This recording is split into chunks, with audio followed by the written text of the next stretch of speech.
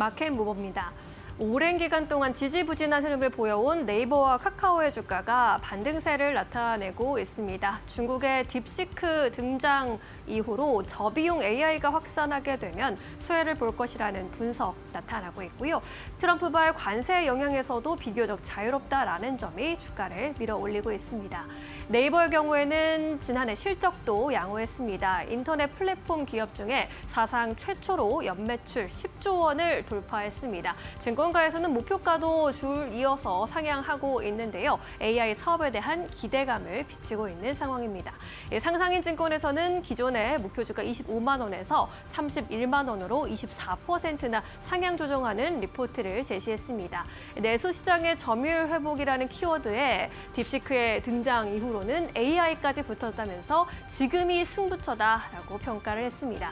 하나증권의 경우에도 25만 원에서 31만 원까지 목표 주가를 8% 끌어올렸는데요. 올해 영업수익을 11조 6천억 원, 영업이익도 2조 3천억 원으로 전망을 했습니다.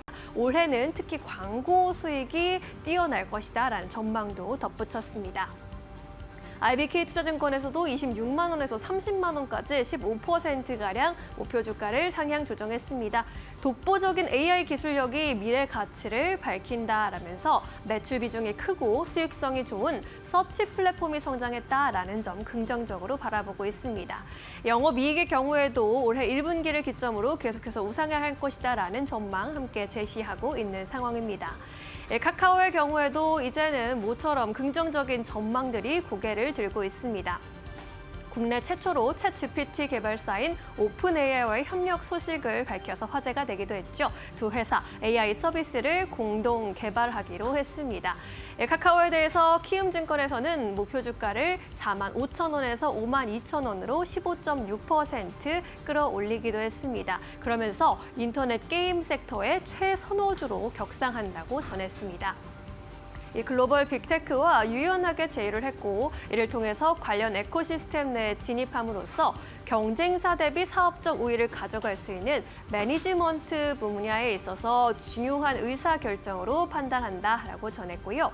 특히나 현재 제휴의 수준이 유저 데이터 기반 협력 및 지분 관계를 기반으로 한 신규 법인 설립 등이 배제된 상태이기 때문에 앞으로 해당 딜이 성사되게 된다면 기업 가치에 보다 탄력적인 업사이드 부여 가능하다라는 점 함께 투자 포인트로 제시를 하고 있습니다. 뿐만 아니라 카카오뱅크와 카카오페이에 대해서도 긍정적인 의견들 제시가 되고 있습니다. KB증권이 카카오뱅크에 대한 목표 주가 27,500원까지 끌어올렸고요. 카카오페이에 대한 교보증권의 의견도 역시 목표 주가 상향 의견 나타나고 있습니다. 하지만 카카오의 경우에는 한 자릿수대 영업이익률이 지속되고 있다는 점 네이버와 비교될 수밖에 없는 포인트인데요. 한때는 국민주로 불렸던 네이버와 카카오 앞으로 주가 향방 주시해 보셔도 좋겠습니다. 마켓무버 전해드렸습니다. 네, 이어서 오늘 시장에서 핫한 이슈들 하나하나 이야기 나눠보도록 하겠습니다. 두 분과 함께 보도록 할 텐데요. 지신포의 박근호 이사 그리고 오늘 새로운 분 소개해드리도록 하겠습니다. 유니베스트 투자자문의 최용지 PB 소개해드리도록 하겠습니다. 안녕하십니까? 안녕하십니까? 안녕하세요. 네, 오늘 두 분과 함께 시장 이야기 나눠보도록 하겠습니다. 그렇다면 오늘 어떠한 이슈를 두고 이야기를 나눠보면 좋을까요? 지금 바로 주제 공개해보도록 하겠습니다. 네, 트럼프가 미국에 수입되는 철강과 알루미늄에 25% 관세를 부과하겠다라고 밝혔습니다. 관련주의 약세가 지속이 될 거다 혹은 영향이 제한적일 것이다. 이 두 가지 선택지를 두고 이야기 나눠보도록 하겠습니다. 먼저 박근호 이사님. 저는 단답형으로 일단 대답을 드리도록 하겠습니다. 제한적이다. 네, 제한적일 것이다. 그렇다면 최영지 PB님께서 어떻게 보십니까? 저도 마찬가지로 제한적이라고 생각합니다. 네, 제한적일 것이다. 두 분은 모두 다 영향이 제한적일 것이다. 이렇게 보셨는데 먼저 박근호 이사님 이야기 들어보도록 할게요. 네, 일단 주가만 보더라도 시장 충격이 거의 없는 것을 봤을 그죠, 때는 이 문제가 이제 조금 크게 생각하지 않는 것 같은데 과거의 예를 한번 좀 잠깐 설명을 드려보도록 하겠습니다. 트럼프 일기 행정 때 2018년도 때도 똑같은 상황이 있었거든요. 근데 우리나라 정부에서 이제 협상을 통해서 이제 이 관세를 쿼터제로 돌려놨었어요. 그때 한 286만 톤인가로 이제 쿼터제로 돌려놔서 이제 관세를 회피를 했었었는데 저는 이 미국이 왜 이렇게 관세를 이렇게 많이 지금 부과를 하려고 노력을 하느냐 이 부분에 대해서 가장 중요한 게 있다고 생각을 하는데 트럼프의 공약을 지키기 위해서거든요. 관세를 올리겠다라는 공약이 아니라 트럼프가 이제 법인세 인하와 관련돼서 이제 미국이 엄청난 재정 적자가 올 수밖에 없는 상황이거든요. 원래 35%였었던 미국 법인세를 트럼프 일기 행정기 때 21%로 줄여놨는데 그걸 또 이번에 15%로 깎아주겠다라고 했어요. 그럼 이제 세수가 구멍이 나니까 메울 수 있는 방법이 이제 관세밖에 없는 상황인데 우리나라 제철 기업만 한정돼서 말씀을 드린다라고 하면 실질적으로 이 관세가 문제가 아니라 지금 업황이 문제거든요.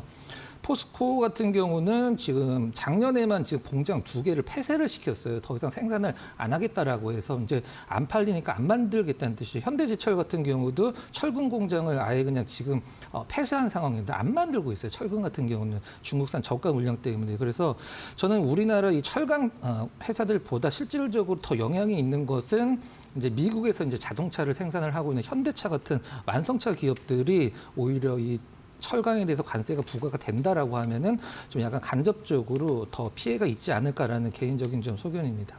이미 쿼터제를 시행하고 있어서 사실 한국은 거의 영향이 없을 것이다. 이건 트럼프 때만 이야기가 나왔던 게 아니라 이 뉴스를 잘 따라가시는 분들이라면 이미 바이든 정부 때도 지난해 연초에 똑같은 이슈가 나왔다라는 부분을 아마 아시고 계실 것 같습니다. 박근호 이사님도 비슷한 부분을 짚어주셨고요. 그렇다면 최영지 PB님 어떻게 보십니까? 네, 일단은 뭐 단기적으로 봤을 때는 당연히 수출에 영향을 미칠 가능성도 있고요. 그리고 우리나라 같은 경우에는 수출에 영향을 많이 받는 국가다 보니까 이런 부분들에 따라서 시장 변동성이라든가 섹터에 대한 등락률이 굉장히 커지고 있는 상황인 거는 맞아요. 그리고 이번에 중국하고 캐나다, 멕시코 타깃으로 해서 관세를 부과할 경우에는 우리나라 같은 경우 수출이 132억 4천만 달러 정도 감소할 것으로 전망이 되고 있는데 그런데 다른 국가에 비해서는 수출의 감소 폭 자체가 적은 편이다라고 생각이 들어요. 멕시코의 경우에는 수출액이 11% 정도 감소할 것으로 보이지만 우리나라는 7% 안팎으로 지금은 예상하고 있거든요. 이런 부분에 있어서 영향은 제한적일 거다라고 저도 생각을 하고 있고요. 앞에서 말씀하셨던 것처럼 무역확정법 232조, 과거에 트럼프 행정부가 취임했던 당시에 그때 이제 철강이 25%, 알루미늄이 10% 관세를 부과를 했는데 우리나라의 경우에는 협상 후에 철강 관세에 대한 것들이 면제가 됐었죠. 그리고 나서 수출에 대한 부분들은 제한적인 것들이 있기는 했지만 이런 것들이 향후에도 협상에 따라서 어느 정도는 완화가 될 거다라고 저도 생각을 하고 있어요. 거기에다가 우리나라 같은 경우에는 미국하고 FTA 협정을 맺은 경험이 있기 때문에 그런 부분들도 영향이 제한적이라고 판단이 되고 이번에 또 18일에도 관세 부과가 될 것으로 예정이 되지만 이제 선반영이 된 부분들도 많이 있어서 시장에는 영향은 제한적일 거다라고 생각이 듭니다. 거기에다가 미중 갈등도 심화가 되고 있는 상황이잖아요. 근데 저는 이럴 때일수록 더욱더 우리나라의 반사이익을 받을 만한 섹터라던가 기업들을 찾는 게 더 중요하다라고 생각을 하고 있거든요. 특히나 미중 갈등이 심화가 됐던 2018년 당시에는 철강과 관련해서 우리나라가 반사이익을 받았던 경험이 있습니다. 아무래도 미국 입장에서는 중국산 수입에 대한 것들을 이제 공급망을 다른 국가들에게 찾게 되죠. 그래서 우리나라 같은 경우는 철강 산업이 뛰어난 부분들이 많이 있어서 이제 우리나라 철강 산업이 성장을 하는 기조가 나타났습니다. 이렇듯 저는 이럴 때일수록 더 악영향을 받는 부분보다는 오히려 반사이익을 받는 섹터라던가 그런 종목들을 찾아서 우리가 공략을 한다면은 조금 더 시장 전략에 도움이 되지 않을까라고 생각이 듭니다. 네, 알겠습니다. 두 분 다 영향은 제한적일 것이다라는 전망을 전해주셨습니다. 실제로 오늘 주가도 그리 크게 빠지고 있지는 않은 상황인데 또 반대로 생각해보면 철강 같은 경우에는 워낙 주가가 사실 뭐 저가 부근에 현재 위치해 있기 때문에 더 이상 빠질 것도 없었다라는 의견도 나오고 있습니다. 다만 두 분 모두 다 영향은 제한적일 것이다라고 전해주셨고 주가도 그렇게 흘러가는 듯합니다. 앞으로의 주가는 함께 체크해 보시면 좋을 것 같고요.